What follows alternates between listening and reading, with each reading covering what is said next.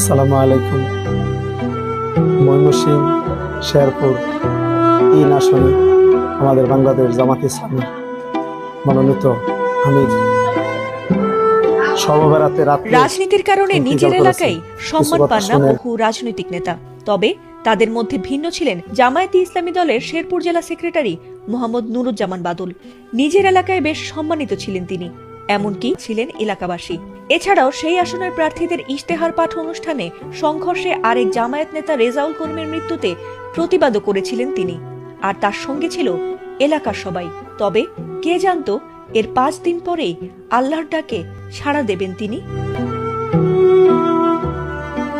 দীর্ঘদিন ধরেই কিডনি রোগে ভুগছিলেন তিনি, এমনকি শ্বাসকষ্টও ছিল তার। তবে শারীরিক অসুস্থতা সত্ত্বেও এলাকার মানুষদের সুখ দুঃখের সাথী হওয়ার প্রতিশ্রুতি দিয়েছিলেন তিনি, আর তাই নিজের এলাকার দায়িত্ব কাঁধে তুলে নিয়ে প্রার্থী হয়েছিলেন জামায়াতের নেতা।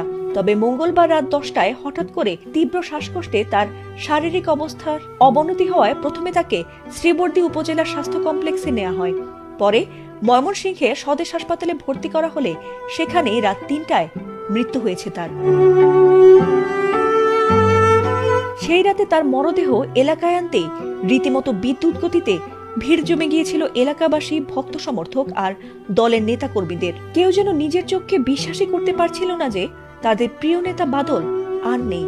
সেই রাত ছিল শবে বরাতের মহিমান্বিত রাত, আর সেই মহিমান্বিত রাতে তার বিদায়ে শোকের ছায়া নেমে আসে জামায়াতের নেতাকর্মীদের মধ্যে।